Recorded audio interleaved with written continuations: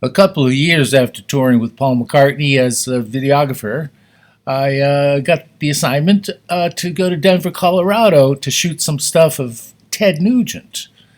And they were doing some home video stuff with his band Damn Yankees. So it'd be concert stuff with documentary material, etc., etc. And I'm one of the camera people doing the behind the scenes. So I'm in the empty arena there, and the director says, "Hey, looky there, yonder, Ted Nugent. There he is on the stage. Go over there and interview him."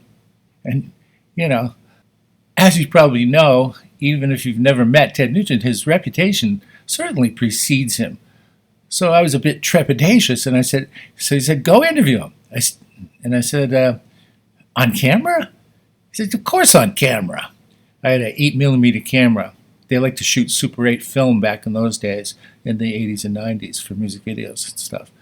So I go over there, and he's sitting on the edge of the stage with Jack Blades, who was like one of the guys in Damn Yankees. And they're playing guitars, and they're improvising a racist version of Chuck Berry's Johnny Be Good, with the N-word all over the place in it.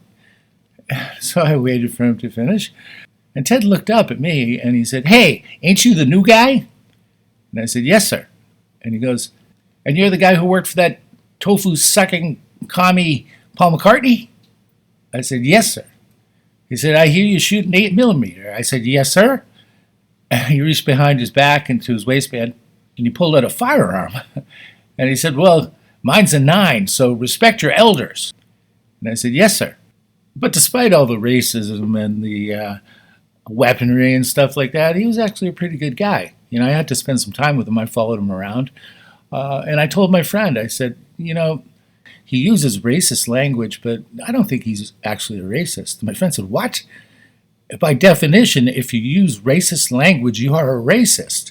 I said, oh yeah, all right. Anyway, I had to follow Ted to a radio station where he was going to do a live interview on the radio, and I was to film it, And the guy, the DJ, is like, because Ted is famously known to be opposed to drugs and alcohol, etc. And so the guy was asking him about that. And he said, "Well, what about Jimi Hendrix? He took drugs, and, you've acknowledged him as the greatest guitarist that ever lived." He said, "Yeah, I was backstage with Jimmy, and, he was high as a damn kite, I told him, 'Listen, you're not going to last too long, if you keep it up this way.' And he didn't listen to me. And I'll tell you this, now he's dead, and I'm still Ted."